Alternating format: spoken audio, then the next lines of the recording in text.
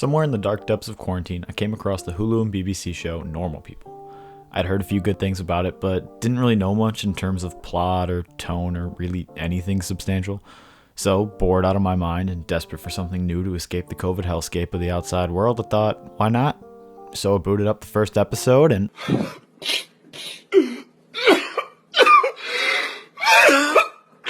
I'm not gonna lie, this show messed me up. When I first clicked that play button, I had no idea what I was getting myself into. I watched the entire 12-episode run in just under 24 hours, and once I finished the last episode, I instantly ran it back for a rewatch. Hell, I even liked it so much I bought and read the book it's based on, and I don't read books that don't have pictures in them. On the surface, Normal People looks like an average love story that you've seen 1,000 times. Cool guy gets with the weird girl, but is scared of what it'll do to his reputation.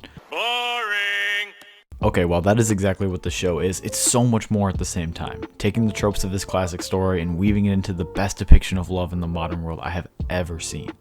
So, I'm Liam, and this is a thought bubble on Normal People, and how it paints the perfect picture of young love in the 21st century. And, of course, spoilers ahead for Normal People.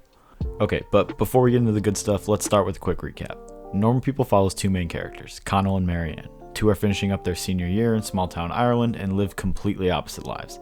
Connell is well liked at school, good at sports, and all the girls love him, but Marianne is almost universally hated, as seen as a know-it-all brat by her classmates. Their lives intersect as Connell's mom is the housemaid for Marianne's wealthy family. The two strike a connection in the fact that they're both smart and share interests in books, politics, philosophy, and other things like that that aren't normally popular subjects at high school lunch tables. That, and they both hate the fake perfect life of their small town. So, despite their differing social status at school, the two start a secret relationship and, of course, don't tell any of their family or friends about it because, that's how all healthy and fulfilling relationships start. And everything works out great.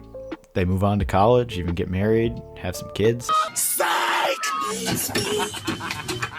Sorry, I can dream, can I?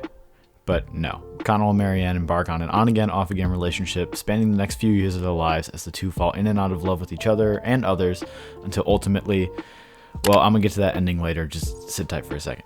First, I want to talk about what Normal People does to sell this authentic young love story just aesthetically. The direction of the show was split down the middle by Lenny Abramson and Hetty McDonald, two lesser-known British indie directors.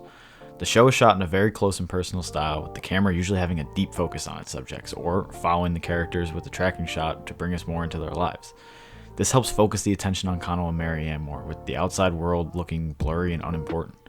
The show's creators said that they wanted to avoid the music video look that's now been played out by other shows. They also do this through the soundtrack. A lot of shows of this type force a soundtrack of a bunch of songs that the 37-year-old writers think young people listen to, and it makes these shows feel more like chewing gum commercials than romance. In this show, the creators put a few tracks from well-known artists like Carly Rae Jepsen and Frank Ocean to help set the time period, but mix in smaller local Irish acts because, that's what these characters at this age in this town would be listening to. The music does such a great job of bringing you into the world of these characters and developing them alongside the story, not forcing you into some wannabe frat bros DJ set. Now, where Normal People really sets itself apart from the others in its genre for me is its writing. When describing the title of the story, author Sally Rooney said this: "What I really love to read about and to write about are experiences that are in fact completely banal, but that don't necessarily conform to our narratives about what normality is. So like experiences that maybe feel weird while they're happening, but are in fact like utterly run-of-the-mill because they happen to pretty much everyone." While many coming-of-age love stories try to capture the normal life of their time period, they end up not only inflating it into some hyper-real fantasy, but they do so at the cost of using the same reusable threads that are handed down from generation to generation. This is one of the few shows where its leads actually feel like normal people. This show, on the other hand, not only shows us the boring day-to-day tasks of young life today, but expands upon its genre's tropes to make them fit for this generation. For example, look at the popular guy-girl with unpopular girl-guy trope. This different social status dynamic is the starting point of this story and countless others before it, but Rooney mixes in class status to make it fit for this time period. And yes, I'm aware that class has been an issue for as long as capitalism has existed, but Rooney sets her story at the start of 2011, only 2 years after the greatest economic collapse our generation would ever see. Well, the first quarter of 2020 ended today, and it was the worst first quarter ever on the Dow. Oh, right. In their small working-class town, Marianne's wealth is part of what makes her an outsider to her peers, with Connell's friends even making jokes about what seems like unachievable and endless wealth to them. When the characters move to Trinity College in Dublin, it's Connell that's now the outsider in the prestigious high-class world of Ireland's top university, while Marianne finally fits in with the economic elite of the school. The story also never shies away from how our characters first came together, with Marianne's family's unfair pay to Connell's mother even forming an argument between the two at one point. Added depth like this helps sell the show to an audience of younger viewers like me who experience this dynamic in almost every interaction. There are plenty more examples of normal people delving with issues that affect today's relationships more than ever, like communication, mental health, and just the ambiguity and openness of relationships now. But I think my favorite part about the writing of this show is that it never looks down on or patronizes the generation of its characters. Every time I watch a show like this, no matter what era it's in, I can't help but notice how often they put in jabs at its character's generation. It could be in big narrative moments or just something small like having all their characters obsessed with their phones. Okay, but seriously, this is probably my biggest pet peeve about shows like this. For some reason, every writer in Hollywood thinks that everyone under the age of 25 lives like the people from WALL-E. Yes, there are people who live like this, but most young people are able to have separate lives outside of their Insta feeds. But anyway, normal people never falls into these pitfalls, most likely because the author is a similar age to the characters, and nowhere is this more apparent than the ending. Shows like this often make their characters very immature and downright stupid, and honestly that's fair, because, well, that's how it is when you're 20, but they never give their characters any room to grow out of this. Instead, they're usually too focused on keeping their characters immature because that's how they view the younger generation. Anything too complex or adult will just go right over their heads, but this isn't the case for normal people. The ending of Normal People is easily the most emotionally devastating moment in a show that is constantly pulling your emotions in every direction. But it's also the most fulfilling ending I think I've ever seen in a show. Throughout the show, Connell and Marianne are constantly making mistakes. Seriously, almost every episode revolves around multiple fuck-ups from both characters.